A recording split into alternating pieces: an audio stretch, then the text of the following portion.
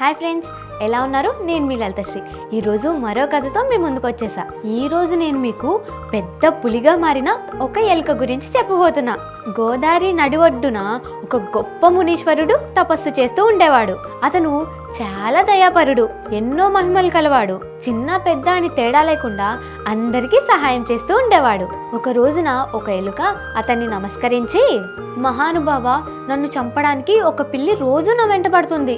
దయచేసి నన్ను ఒక పిల్లిగా మార్చేయండి, అప్పుడు నేను సంతోషంగా జీవించగలుగుతాను అని వేడుకుంది. దాని కోరిక కాదనలేక మునీశ్వరుడు దాన్ని ఒక పిల్లిగా మార్చేశాడు.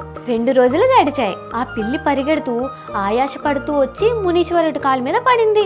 యోగీశ్వర, నన్ను కొన్ని కుక్కలు తరుముకొస్తున్నాయి. నాకు వాటి నుంచి రక్షించుకోవడం చాలా కష్టంగా ఉంది. దయతో నన్ను ఒక కుక్కగా మార్చేయండి, మీ మేలు ఎన్నటికీ మరువను అని ప్రార్థించింది. మునీశ్వరుడు జాలి తలచి దాన్ని ఒక కుక్కగా మార్చేశాడు. ఇంచుమించు ఒక 10 రోజులు ఆ కుక్క ఆనందంగానే గడిపింది.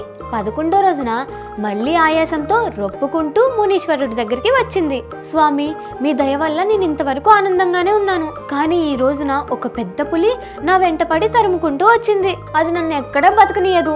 నన్ను మన్నించి ఒక పులిగా మార్చేయండి, మీకెంతో పుణ్యం వస్తుంది అని ప్రాధాయపడింది. మునీశ్వరుడి దయ వల్ల అది ఒక పులిగా మారిపోయింది. అడవిలో స్వేచ్ఛగా తిరుగుతుండేది. కొన్నాళ్ళు గడిచాయి. ఒక రోజున ఒక వేటగాడు ఈ పులిని చూశాడు. దాన్ని చంపాలని వెంటపడ్డాడు.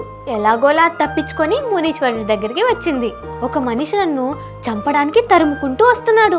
నేను మనిషిగా మారితే అతని వల్ల నాకు ఏ అపాయం ఉండదు. కాబట్టి నన్ను మనిషిగా మార్చి నన్ను రక్షించండి అని ప్రాధాయపడింది.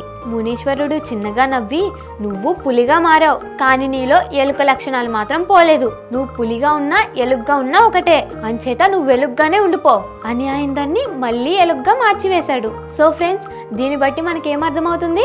మన భయమే మనకి శత్రువు అని తెలుసుకోవాలి. మీ కథలు నా నోటి ద్వారా వినాలనుకుంటున్నారా? అయితే ఇక కనిపిస్తున్న మా మెయిల్ ఐడికి మీ కథ మెయిల్ చేయండి. మీ ఇంట్లో మీ చిన్నారులు చూసే చిలిపి చేష్టలు, చిలిపి మాటలు మా వీటీవీ కిడ్స్లో చూడాలనుకుంటున్నారా? అయితే ఆ వీడియో షూట్ చేసి ఇక కనిపిస్తున్న మా వాట్సాప్ నెంబర్కి వాట్సాప్ చేయండి. ఓకే, బాయ్ ఫ్రెండ్స్, మీ లలితశ్రీ సైనింగ్ ఆఫ్.